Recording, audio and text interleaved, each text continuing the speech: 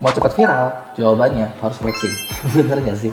Karena gini loh, nyadar nggak sih makin kesini ya, sebenarnya nggak cuma di TikTok sih, TikTok, Instagram, di mana-mana, tapi nggak cuma di Indonesia doang, bahkan di luar negeri sekalipun banyak banget yang bahas kalau mau cepat gede, lu harus flexing kayak gini.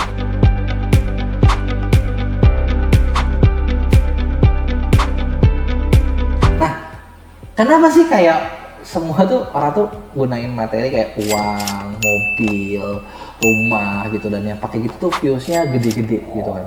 Bahkan sebenarnya gini, kalau lu perhatiin nih orang-orang yang pamer-pamer kayak gitu ya, bahkan nggak perlu ngasih edukasi apapun, nggak perlu ngasih manfaat apapun, lu tinggal pamer gitu kan. Sampai di Amerika sendiri juga ada tuh yang dulu anak kecil 9 tahun flexer termuda sepanjang sejarah, di mana kerjanya cuma lempar-lemparin duit, view-nya gede gitu. Kenapa sih kok bisa gitu? Karena sebenarnya flexing ini ya ini sebenarnya bisa dibilang teknik lama, udah lama banget kok, dari zaman dulu udah ada, cuman tempatnya beda. Kalau flexer zaman dulu mainnya tuh yaitu banyak dipakai nih, misalnya kayak bikin iklan, turun dari helikopter gitu kan, pamer-pamer duit, kelihatan sukses gitu kan. Tujuannya apa? Ya biasanya ya cari korban, bener nggak? Apakah korban investasi atau mungkin cari partner terus udah gitu dimakan gitu kan. Bahkan pernah ada filmnya gitu kan, kayak film Wall Street, di mana itu cerita diambil dari seorang broker saham yang bisa sukses banget. Ya salah satunya gimana? Ya dia selain bisa jualan juga flexing dong. nyari ininya kan. Dan ini udah dipakai dari lama, tapi sampai sekarang kenapa sih itu selalu works gitu? Padahal kita udah tahu nih, kok nih orang bagi-bagi kayak gini, ujung-ujungnya apa sih? Pasti kan ada tujuannya dong, nggak mungkin ada orang sebaik itu. Meskipun kalau kayak di online sih, kalau kalian perhatiin suka banyak sih netizen yang berharap, oh kayaknya kalau orangnya tuh baik banget, jadi kalau ketemu di jalan pasti dikasih duit, bener nggak? Sampai akhirnya banyak banget tuh pengemis digital yang ngontak gitu kan. Yuk kenapa ini selalu viral, yuk kita bahas. Kenapa flexing gampang laku? Karena sadar nggak sadar, kita kan ketika lihat di sosial media, kita tuh pengen mencari hidup yang lebih baik dari hidup kita, bener nggak?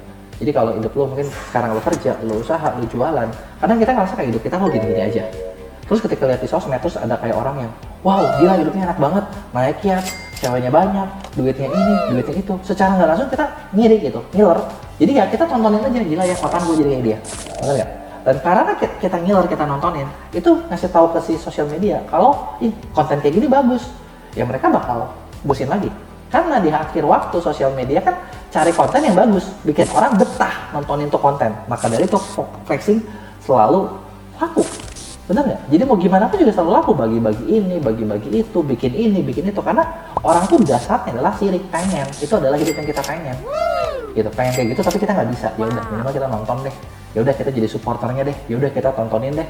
Enak banget dan lain sebagainya. Nah, terus pertanyaannya, kira-kira nih kalau konten flexing kayak gitu bisa nggak sih baik untuk kedepannya?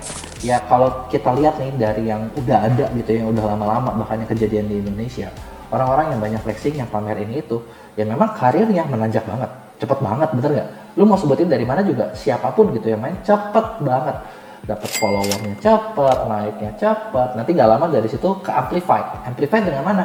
Diundang ke media nasional, bener nggak? Masuk TV, masuk podcast gitu kan, masuk segala macam, makin bagus lagi gitu ya. Nah terus setelah itu gimana gitu ya? Mungkin ada yang dalam tanda kutip kasus, makanya itu banyak yang kena gitu ya, tapi mungkin ada juga yang enggak, memang itu dijadiin budget marketing gitu ya. Nah dampaknya gimana sih kalau konten sendiri? Ya dampaknya sebenarnya secara nggak langsung akun lo pasti berkembang. Cuman kalau yang gue lihat nih, meskipun akunnya berkembang, ya kadang kita belum tentu dapat target yang tepat. Maksudnya gini, kalau akunnya jualan, ya karena kalau akun gue jualan kali ya, akun gue jualan gitu ya, gue bakal mencari orang yang banyak, tapi jangan terlalu random, jangan terlalu nggak nyambung. Karena kalau nggak nyambung, ya buat apa? Gue nggak bisa jualan ujung-ujungnya, bener nggak? Tapi kalau produk yang dijual mungkin produk yang semua orang bisa pakai, ya flexing bagus-bagus aja. Karena semua orang adalah target marketnya. Tapi karena kalau gue sendiri, gue mencari partner kerjasama, gue mencari klien yang kita mau kerjasama, dan itu tuh nggak semua orang, ya kita nggak akan pakai cara seperti itu.